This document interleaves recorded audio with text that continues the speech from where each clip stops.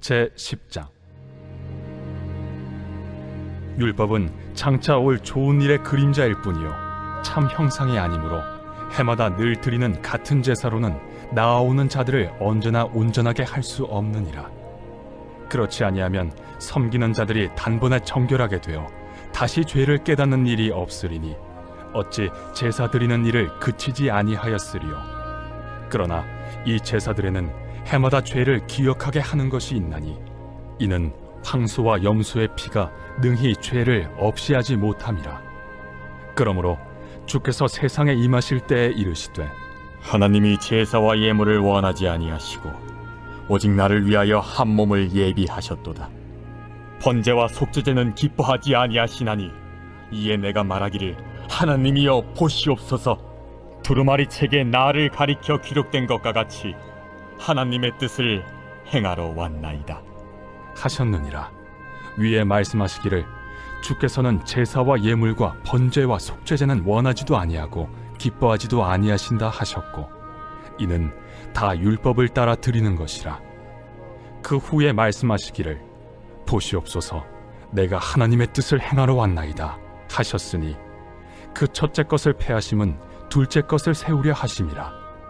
이 뜻을 따라 예수 그리스도의 몸을 단번에 들이심으로 말미암아 우리가 거룩함을 얻었노라. 제사장마다 매일 서서 섬기며 자주 같은 제사를 드리되 이 제사는 언제나 죄를 없게 하지 못하거니와 오직 그리스도는 죄를 위하여 한 영원한 제사를 드리시고 하나님 우편에 앉으사 그 후에 자기 원수들을 자기 발등상이 되게 하실 때까지 기다리시나니 그가 거룩하게 된 자들을 한 번의 제사로 영원히 온전하게 하셨느니라. 또한 성령이 우리에게 증언하시되 주께서 이르시되 그날 후로는 그들과 맺을 언약이 이것이라 하시고 내 법을 그들의 마음에 두고 그들의 생각에 기록하리라 하신 후에 또 그들의 죄와 그들의 불법을 내가 다시 기억하지 아니하리라 하셨으니 이것들을 사하셨은즉 다시 죄를 위하여 제사 드릴 것이 없느니라. 어제 제가 섬기고 있는 공동체 가운데 화이팅게일이라고 하는 뇌전증 환아 아이들을 섬기는 공동체의 총회가 있었습니다. 어제 총회 때 대표직을 내려놓고 잘 이양하는 과정이 진행되었는데 대표를 내려놓고 어제 저녁 늦게 한참을 생각하면서 마음 가운데 여러 가지 깊은 묵상이 있었습니다. 그 자리는 목회자가 있어야 될 자리가 아니라 성도들에게, 지체들에게 이양되어야 할 자리이다라는 인식이 있었고 그래서 지체들에게 그 자리를 내어주면서 사실 어제 그 모든 모습 속에서 하나님이 행하시는 또 다른 일들에 대한 설레이는 기대감이 생겼습니다. 때로는 그 자리를 섬기면서 부족한 모습도 많았고 또 여러 가지 실수와 또 연약함도 있었는데 곰곰이 어제의 상황과 또 오늘 읽은 말씀을 묵상하고 새벽 예배를 준비하면서 만일 제가 대표의직을 내려놓고 잘못한 것, 실수한 것, 또 그동안에 제가 연약한 모습을 보였던 것 이런 것들만 잔뜩 제가 생각한다면 마음이 어떨까요? 무겁고 또 죄책감이나 죄의식 이런 것들의 마음이 빼앗기고 말 겁니다. 그래서 어제는 참 감사의 기도를 많이 드렸습니다. 기초를 놓게 하셨고 여러 가지 어려운 행정적인 것들을 감당할 수 있는 역할을 맡겨주셨던 것들에 대한 기쁨이 제 안에 있었고 또 그 공동체가 잘 세워져서 하나님 앞에서 그렇게 아름다운 공동체가 되어진 모습을 또 보는 기쁨이 제게는 충만했습니다. 우리는 무언가를 맡아서 하거나 또 어떤 위치에 있거나 또 무언가를 우리가 이루어가는 과정 가운데 보면 늘 실수가 있기 마련이죠. 부족한 모습도 드러나기 마련입니다. 근데 그것을 실수라고 혹은 그것을 잘못이라고 이야기해 줄 수 있는 어떤 사람이 있거나 어떤 상황이 있다면 여러분 이것이 우리를 어렵게 하는 문제일까요? 우리를 회복되게 하는 좋은 수단이 될까요? 전 후자라고 생각합니다. 끊임없이 우리의 삶의 연약함도 모른 채 열심히만 달려간다면 얼마나 잘못된 길로 가겠습니까? 그런데 누군가 곁에서 그 길이 아니야 혹은 이건 이렇게 하는 게 더 좋겠어 라고 이야기해 줄 수 있는 사람이 있다면, 그런 환경이 있다면 그건 더 감사한 일이겠죠. 여러분, 성경이 우리에게 주어지는 영적인 가장 큰 역할 중에 하나가 그것입니다. 우리가 하나님을 향하는 거룩한 삶을 지향하는 삶을 우리가 살고 싶지만 때로는 우리의 삶에 연약함이 있습니다. 근데 그것이 연약함인지도 모른 채, 그것이 하나님 앞에 죄라고 하는 사실인지도 모른 채 그저 열심히만 살아간다면, 열심히만 우리가 나와서 예배한다면 여러분, 하나님 앞에 온전함으로 설 수 있겠습니까? 그러지 못하겠죠. 하나님의 거룩한 말씀은 우리의 영혼을 비추어주는 거울과 같습니다. 그래서 우리로 하여금 어떤 영적인 삶을 지금 살고 있는지를 다시 한번 돌이켜볼 수 있는 바로미터가 되고, 거울이 되고, 또 우리의 삶의 전환점을 만들어주는 터닝 포인트도 역시 말씀을 통해서 주어지는 은혜라고 볼 수 있습니다. 그러나 이런 하나님의 말씀이 우리의 삶의 거룩한 도구인 것은 물론 맞습니다만, 여러분, 이스라엘 백성들, 구약의 백성들에게 율법이 그림자였고 또 율법이 그들의 삶을 비추어주는 등불 같은 것이긴 했어도 죄를 깨끗하게 사하지는 못하는 것처럼 그저 성경만 매일 열심히 본다고 해서 죄의 문제가 해결되는 것은 아닙니다. 우린 무엇을 발견해야 합니까? 성경이, 그 성서가 우리의 삶 가운데 만날 수 있도록 가이드하는 예수 그리스도, 그 주님을 오늘 우리가 인격적으로 만나고 그 주님의 은혜 안에 젖어 살고, 그 주님이 우리에게 또 다른 보혜사로 약속하신 성령님과 함께 동행하는 삶을 살 때 우리의 삶에 거룩의 삶이 성취되어지고 이루어지는 은혜가 있는 줄로 믿습니다. 2절 말씀에 보면 구약의 이스라엘 백성들, 그 수많은 제사를 드리고 율법을 지키면서도 어떤 문제를 해결하지 못했다고 말합니까? 죄의식입니다. 여러분, 죄의식이라고 하는 게 뭘까요? 내면에서 해결되지 않은 죄의 문제를 내가 잘 다루지 못했기에 그 죄의 잔여물들이 우리의 영혼과 삶을 끊임없이 힘들게 하는 사고이고 또 생각입니다. 이 죄의식 혹은 죄책감, 여러분, 이것이 우리를 얼마나 힘들게 하는지 우리 스스로가 잘 압니다. 왜냐하면 우리는 날마다 거룩하고 성결하고 의로운 하나님의 백성으로 그리스도의 신부로서의 삶을 살기 원하지만, 로마서 7장에서 사도 바울이 자신의 한계를 고백했던 것처럼 마음은 원이로되 육신이 연약하여 우린 그렇게 살 수 없는 우리의 자아를, 그런 우리의 일상을 늘 마주하고 살고 있기 때문에 그렇습니다. 그래서 3절에도 죄를 회상시켜지는 능력으로서의 율법은 이야기하지만 결국 죄의 문제를 해결하지 못한다는 한계 상황을 이야기하죠. 그런데 이 문제를 누가 단번에 해결하셨다고 말씀합니까? 10절에 보면 이 뜻을 따라서 예수 그리스도께서 자기 몸을 단번에 들이심으로써 우리를 거룩하게 되었습니다. 우리는 거룩하게 되었습니다. 여러분, 이 거룩이라고 하는 단어가 우리에게 어울릴 법이나 합니까? 내가 내 자신을 제일 잘 알잖아요. 여러분의 모습을, 그 누구도 모르는 여러분의 모습을 나는 알고 하나님은 압니다. 근데 그런 나를, 그 은밀한 구석까지를 다 아시는 그 하나님이 나를 바라보시면서 거룩하다 라고 말씀해 주시는 그 하나님의 선언은 여러분, 세상 그 어떤 법정에서 우리의 죄의 문제를 무력화하는 법적인 효력보다 더 놀라운 하나님의 권세이고 권위 있고 또 생명 가득한 하나님의 명령인 줄로 믿습니다. 도리어 우리는 하나님 앞에 서서, 하나님, 저는 거룩하지 않은데요, 하나님, 저는 온전치 못한데요, 그런 말들을 가지고 도리어 하나님 앞에 우리의 연약함과 한계를 끊임없이 말해야 하는지도 모릅니다. 근데 그런 우리를 바라보고 계시는 하나님은 도리어 뭐라고 말씀하십니까? 그렇지, 너의 모습만 보자면 온전치 못하지.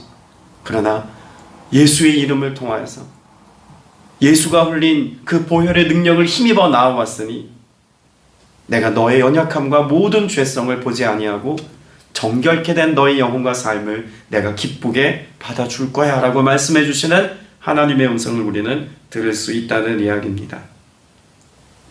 더 놀라운 사실은요, 14절 말씀에 있습니다. 그는 거룩하게 되는 사람들을 단 한 번의 희생제사로 영원히 완전하게 하셨습니다.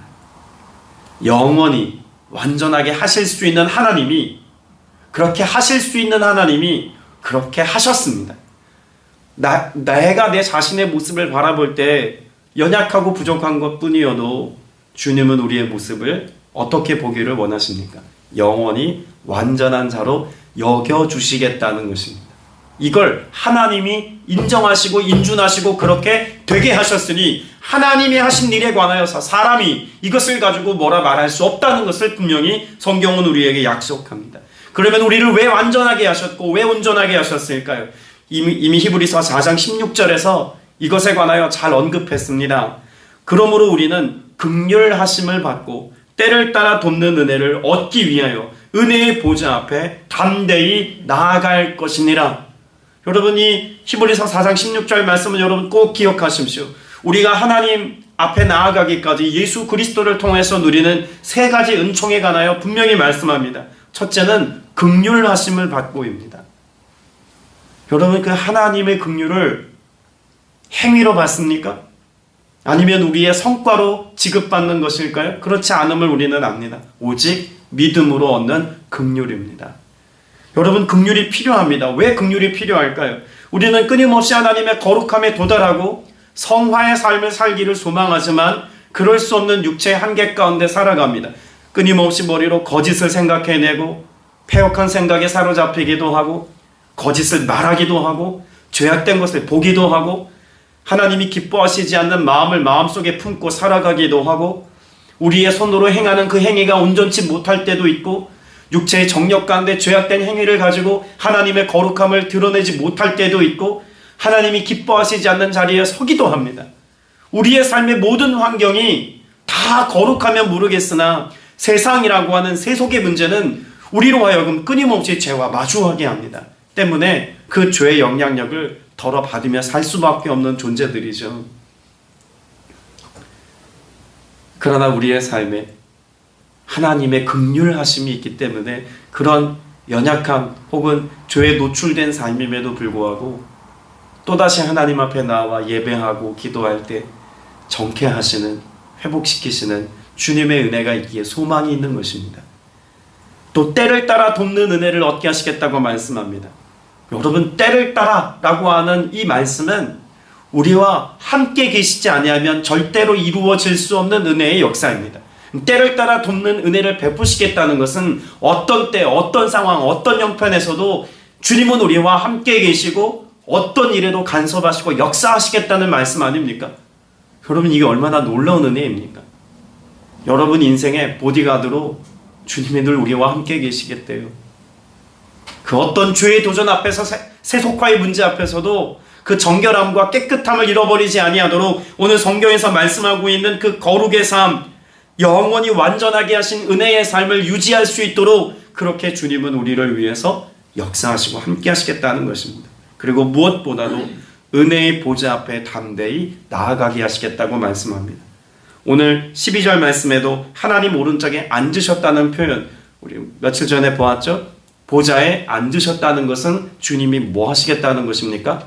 장막에 거하는 아버지가 아들을 가르쳤던 유대인들의 풍습과 문화를 반영하여서 보좌에 앉으셨다는 것은 하나님이 직접 우리를 가르치시고 교훈하시고 진리를 보이시겠다는 뜻입니다.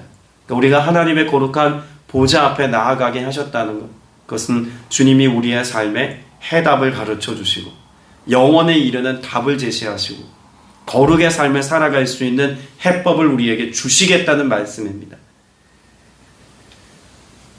때문에 오늘 우리가 읽은 18절 말씀을 넘어서 70페이지에 나와 있는 19절 말씀에 보면 이렇게 말씀하기도 합니다.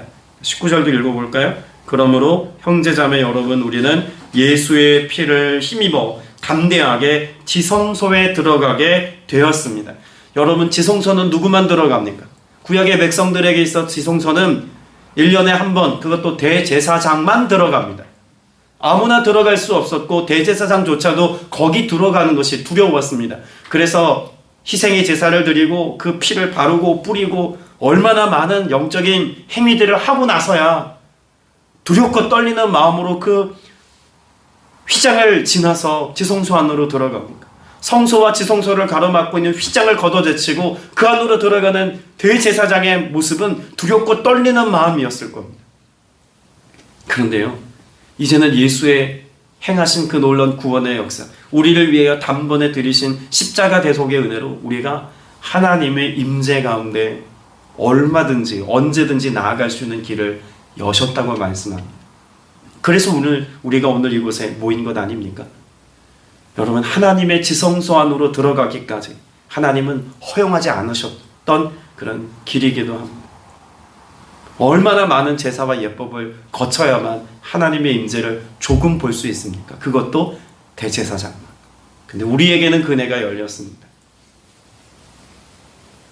몇 년 전에 가끔 나눈 바가 있습니다만, 몇 년 전에 그 청와대 신우회 말씀을 전하기 위해서 정기적으로 갔을 때 늘 청와대를 들어가려고 하면요, 얼마나 많이 절차를 거쳐야 되는지 모릅니다. 네, 차도 뒤져보고요, 제 신분증도 확인하고요. 그렇게 한 달에 한 번씩 가서 말씀을 전하는데 얼굴을 알아도요, 그래도 또 안 들여보내주고 또 뭘 검사를 하고 몇 번씩 그렇게 재차 3차 검사합니다. 그 나올 때도 또 검사합니다. 바리케이트는 왜 이렇게 많습니까? 어떻게 보면 참 쓸데없는 짓이다 싶은 생각이 들면서도 어느 날 묵상하는데 그런 생각이 들었습니다. 제가 보기에는 하찮은 일처럼 보여지고 쓸데없는 행정적인 일의 반복이지만, 그러나 거기 누가 있으니까 그런 일을 하는 겁니까? 거기 국가의 가장 중요한 인물인 대통령이 있으니까 그런 일들을 하는 것 아닙니까? 근데 그 대통령이 저한테 이제 검사도 안 받고 그냥 프리패스 줄 테니까 그냥 직통으로 들어오십시오 라고 하면 들어갈 수 있을까요, 없을까요? 들어갈 수 있어요.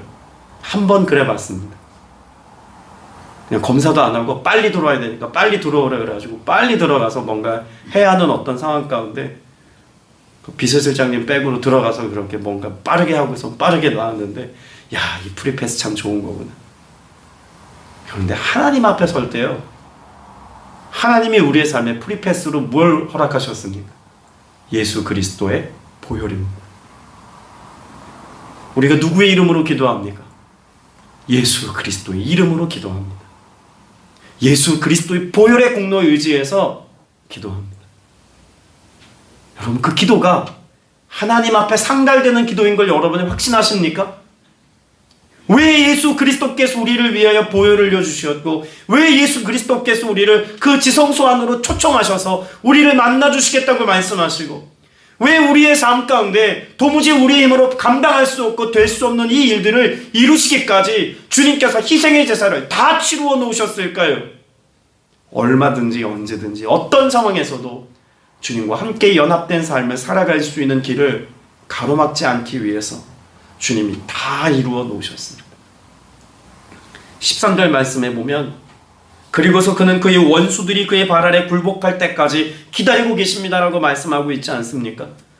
여러분, 이미 예수 그리스도께서는 우리가 하나님 앞에 나아가는 길을 가로막고 있는 모든 원수와 악한 영들에 대하여서 승리를 선언하셨고 승리가 되셨습니다. 아멘입니까? 주님은 승리하셨습니다. 그러나 그 승리를 우리에게 허락하신 예수 그리스도, 아직 어제 나누었던 것처럼 예수 그리스도의 이미 오심과 아직 오시지 않음 사이, 그 예수님의 초림과 재림 사이를 살고 있는 우리의 삶에는 여전히 사단과 악한 영들은 끊임없이 믿음의 사람들을 넘어뜨리기 위해서 폐잔병임에도 불구하고 끊임없이 미혹하고 유혹하고 넘어뜨리기 위하여 술수를 부립니다. 거짓 메시지들을 가지고 혹은 우리의 마음에 수많은 두려움의 문제들을 일으켜서 세속화의 쾌락과 즐거움과 하나님 기뻐하시지 않는 육체의 것들을 가지고 하나님의 사람들을 함정에 빠뜨려 넘어뜨리려고 하는 일들을 하고 있습니다. 그러나 기억하십시오. 그 모든 마귀의 권세들과 악한 영들은 예수 그리스도의 이름 앞에 패하였습니다. 우리가 예수 그리스도의 이름으로 나아갈 때 그 악한 영들이 하나님께로 나아가는 길을 가로막을 수 없습니다. 우리의 어떤 연약함에도 내가 완전해서 그 승리와 그 온전한 기쁨을 누리는 것이 아니라 오직 예수 그리스도의 이름 때문에 누리는, 그 이름의 덕분으로 누리는 온전한 은혜의 역사인 줄로 믿습니다.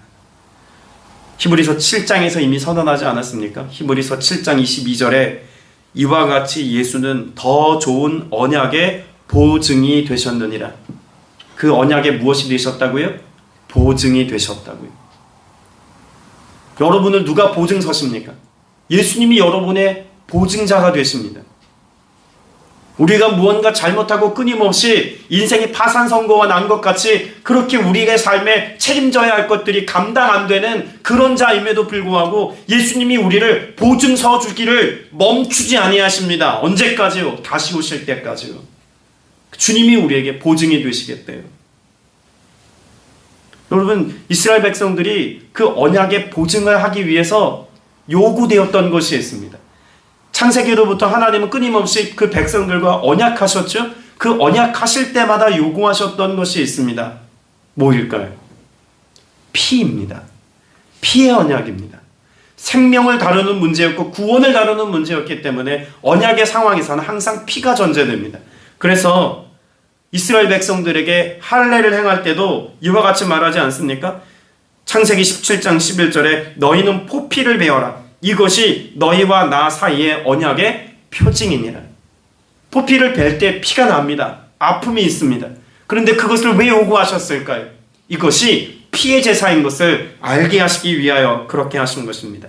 그래서 이것을 히브리서 기자는 어떻게 인용하냐면 히브리서 12장 24절에 새 언약의 중보자이신 예수와 및 아벨의 피보다 더 나은 것을 말하는 뿌린 피라고 말씀합니다. 누구의 피가요? 예수 그리스도의 피가 아벨의 희생제물로 드려진 그런 피의 약속보다도 이스라엘 백성들이 관습과 전통으로 지켜왔던 그 피의 제사보다도 짐승을 가지고 나아갔던 일시적이고 제한적인 그런 피의 제사보다도 예수 그리스도께서 십자가 위에서 흘리신 그 피가 오늘 저와 여러분으로 하여금 하나님 앞에 서게 하고 그 하나님의 은혜를 누리게 하는 보증수표가 된다는 것입니다. 자, 그러면 말씀을 맺으면서 왜 그렇게 하나님은 우리에게 언약하셨고 왜 그렇게 우리를 보증 서신다고 말씀하시고 또 우리로 하여금 그 하나님 앞에 나아갈 길을 열어놓으셨다고 말씀하고 있을까요? 여러분, 신명기 말씀에 보면 신명기 29장 9절에 이렇게 말씀합니다. 너희는 이 언약의 말씀을 지켜 행하라. 그리하면 너희가 따라서 선포합시다. 하는 모든 일이 형통하리라. 하는 모든 일이 형통하리라. 여러분, 언약을 지킬 수 있도록 주님이 말씀을 주셨는데 언약을 지키는 자에게 형통의 은혜가 있습니다. 구약 백성들에게 주신 말씀이죠. 신약의 시대를 살아가고 있는 저와 여러분을 포함한 종말의 때를 살아가는 우리의 삶에는 어떤 은혜가 있습니까? 이 언약을 내가 지키는 것이 아니라 그 언약을 누가 이미 이루어 주셨습니까? 예수 그리스도께서 다 이루셨습니다. 우리 뭐 하면 됩니까? 믿으면 됩니다. 그 이루어 놓으신 주님의 언약이 사실인 것과 내게 행하여 주신 아버지의 은혜인 것을 내가 믿으면 내가 무언가를 행해서가 아니라 이제는 주님이 다 행하여 놓으신 그 언약의 중보자 되신 그 주님이 행하신 일들을 내가 믿음으로 말미암아 주님의 일이 나의 일 되어서 이것으로 우리가 형통의 삶을 누리는 은혜가 있겠다고 약속합니다. 언제부터 언제까지요? 우리가 이 땅에 존재하는 그 모든 상황 가운데 예수 그리스도를 나의 주로 고백한 그 시로부터 그 주를 믿는 믿음의 고백을 가지고 영원을 산다면 오늘 저와 여러분 영원까지 형통의 삶입니다. 별로 안 좋아하시네요. 여러분 형통하다니까요. 주님이 여러분 형통케 하셨습니다. 오늘도 형통케 하실 거고요. 앞으로도 그렇습니다. 우리 인생 가운데 주님이 보디가드가 되어주시고 보증자가 되시고 우리의 삶의 모든 걸 이루어 성취하시는 능력이 되신다고 말씀하셨기에 두려워할 일이 없습니다. 어떤 인생의 문제 앞에서도 오늘 형통의 삶을 사셔서 주의 행하심을 보는 기쁨과 풍성함을 누리는 은혜 있게 되시기를 주님의 이름으로 축복합니다. 기도드리겠습니다. 새 언약의 중보이신 예수님, 우리를 위하여 흘리신 보혈과 오늘도 그 보좌에 앉으시사 우리의 삶에 행하시고 역사하시고 은혜 베푸심에 감사드립니다. 주님께서 우리의 언약의 보증이 되어 주시었기에 나의 연약함과 부족함에도 오늘 보증되시는 예수님과 더불어 하나님 앞에 섭니다. 주와 더불어 살아가는 주의 백성들 오늘 일상 속에서 참된 예배자로 살아가게 하시고 그 거룩한 하나님의 백성답게 살아가게 하시고 하나님의 권능과 기적을 맛보는 삶을 살게 하시며 주의 언약으로 주신 생명의 말씀이 내 삶 속에 성취되어지는 이 기쁨을 빼앗기지 않는 삶 오늘도 살게 하여 주옵소서. 하나님이 허락하신 형통, 하나님이 이루신 형통함, 그것을 우리가 맛보며 살아가는 기쁨이 충만한 오늘이 되게 하시고 그 행하신 주님을 찬미하며 찬양하며 기쁨으로 춤추며 즐거이 어린아이와 같이 하나님 앞에 서 있는 우리 모두가 되게 하여 주시옵소서. 주의 행하신 이 놀라운 일들 이루시기까지 권능을 베푸실 것을 믿사옵고 살아계신 우리 구주 예수 그리스도 이름으로 간절히 기도드렸사옵나이다. 아멘.